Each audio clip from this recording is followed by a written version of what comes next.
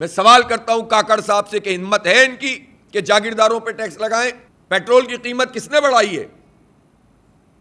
کاکڑ صاحب نے بڑھائی ہے نا، اور تیاری کیے بیٹھے ہیں 31 اگست کو بڑھانے کی۔ Zardari M Q M mafia نچوڑ، ہم قانون کو ہاتھ میں لینے کے حق میں نہیں ہیں۔ پاکستان یرغمال ہے ان لوگوں کے ہاتھ میں، پارٹیاں بدلتی رہتی ہیں، وہ طبقہ ایک ہی رہتا ہے، دعوے کچھ بھی کرے کوئی پارٹی، سب کے اسٹیک لگے ہوئے ہیں اور ہمیں لوٹتے ہیں، ہمیں کھاتے ہیں،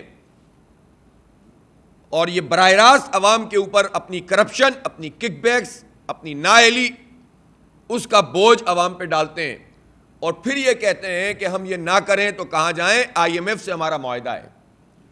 تو بھائی آئی ایم ایف کے پاس جو آپ نے گروی رکھا ہے، یہ ایک ہی طبقہ تو ہے جس نے ہمیں 76 سال میں غلام بنایا ہے۔ ہم تو بہت بہتر ہوتے تھے شروع میں، ہم تو ہر فیلڈ میں بہت آگے تھے، اس طبقے نے ایک آہستہ آہستہ آہستہ آہستہ کر کے ہمیں غلام ابن غلام بناتے چلے گئے۔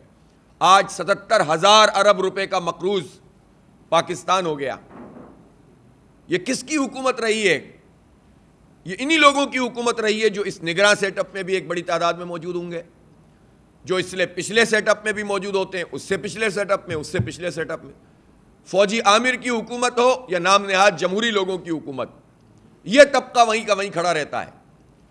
اور اس کی ایک جھلک دیکھنی ہو تو وہ یہ ہے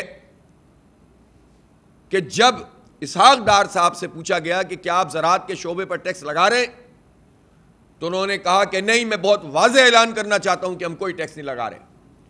اور آپ کو پتہ ہونا چاہیے، اعداد و شمار بتاتے ہیں کہ صرف تنخواہ دار طبقہ جو پرائیویٹ سیکٹر میں یا گورنمنٹ سیکٹر میں کام کرتے ہیں، 264 ارب روپے کا ٹیکس انہوں نے اپنی تنخواہوں میں سے ادا کیا ہے پاکستان کے طبقے نے، 264 ارب روپے، جبکہ جو جاگیردار طبقہ ہے اس نے صرف 4 ارب روپے جمع کرائے قومی خزانے میں۔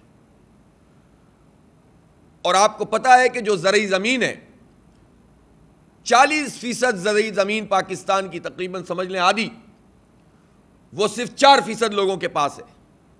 28% زمین صرف 1.5% سے بھی کم لوگوں کے پاس ہے۔ اس کا کیا مطلب ہے؟ اس کا مطلب یہ ہے کہ یہ وہ تھوڑے سے لوگ ہیں جن کی زمینیں 50 ایکڑ سے زیادہ ہیں، کسی کی 100، کسی کی 1000، کسی کی 5000، اور یہ چند خاندان اپنی طاقت کے ذریعے سے اسمبلیوں میں آتے ہیں، یہ الیکٹیبل ہوتے ہیں۔ ان کے لیے یہ بھی پرابلم نہیں ہے، یہ کبھی نون میں ہوں گے، کبھی پی پی میں ہوں گے، کبھی پی ٹی آئی میں ہوں گے، کبھی استحکام پارٹی بن جائے گی، کبھی قاف بن جائے گی، کبھی پے بن جائے گی، کبھی چے بن جائے گی، اور یہ اصل میں تو قوم کو بناتے ہیں۔ اور یہ سارے کے سارے حکمران طبقہ جو جاگیرداروں پر اور وڈیروں پر مشتمل ہے، یہ مارشل لاؤ کے اندر بھی موجود ہوتے ہیں اور یہ نام نہاد جمہوریت میں بھی موجود ہوتے ہیں۔ یہ اپنی زمین کے اوپر ٹیکس نہیں لگنے دیتے، یہ سیلریڈ لوگوں کو ماریں گے، غریب کو ماریں گے، مڈل کلاس کو ماریں گے۔ وہاں آئی ایم ایف کہاں چلا جاتا ہے جب زرعی زمین پر انکم ٹیکس کی بات آتی ہے؟ ہم چھوٹے کسان پر ٹیکس لگانے کی بات کر ہی نہیں رہے۔ 25 ایکڑ تک والے کو اگر فری بھی کر دیں آپ، اگرچہ کہ اس پہ بھی ہونا چاہیے، 2-4 ایکڑ والے کو فری کرنا چاہیے، لیکن جو بڑے بڑے جاگیردار ہیں اگر انہی سے ٹیکس وصول کریں تو ہمارا بہت بڑا ریونیو جنریٹ ہو سکتا ہے۔ وہاں نہیں جائیں گے۔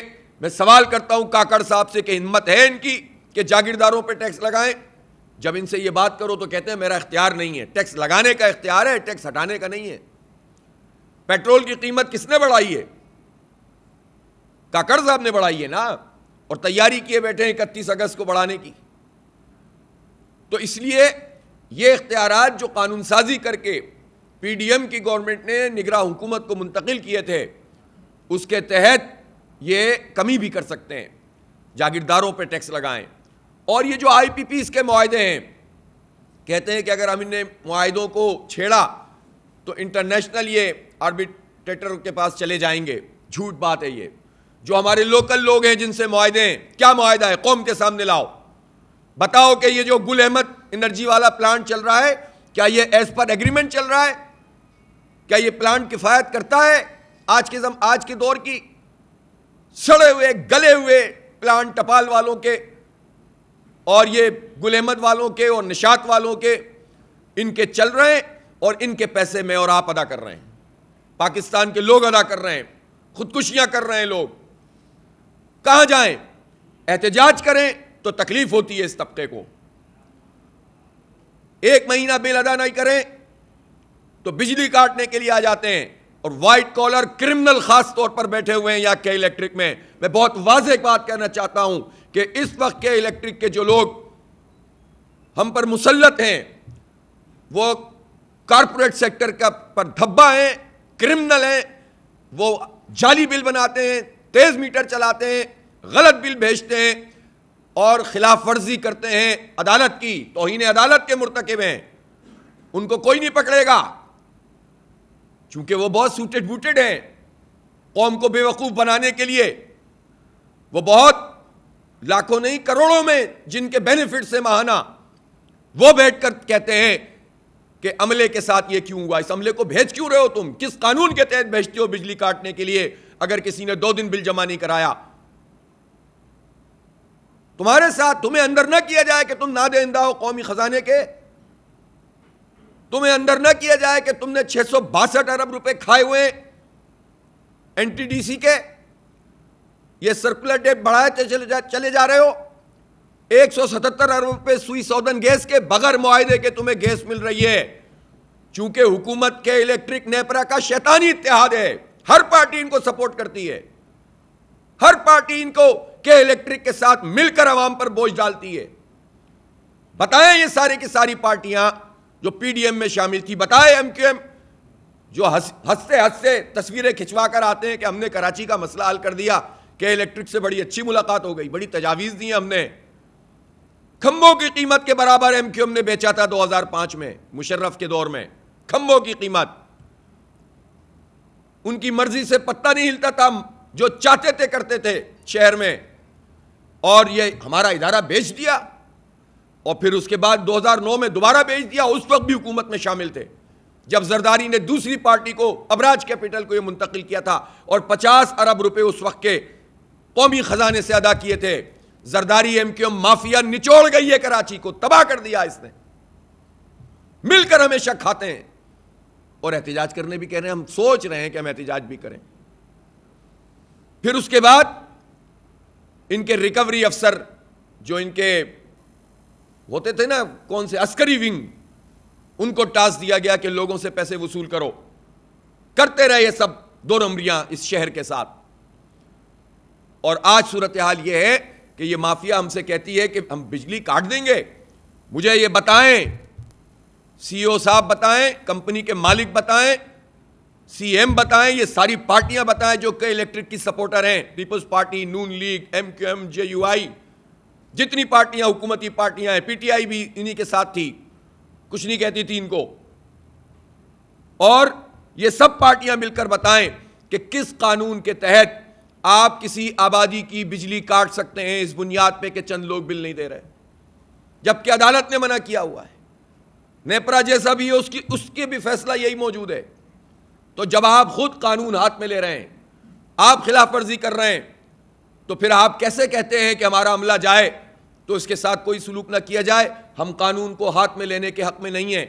ہم عوام سے کہتے ہیں کہ عوام ہماری لڑائی کے الیکٹرک, بلکہ کے الیکٹرک نے تو آؤٹ سورس کیا ہوا ہوتا ہے, عام لوگوں سے نہیں ہے. تو بیچارے خود تنخواہ دار ہوتے ہیں جن کو بھیجا جاتا ہے.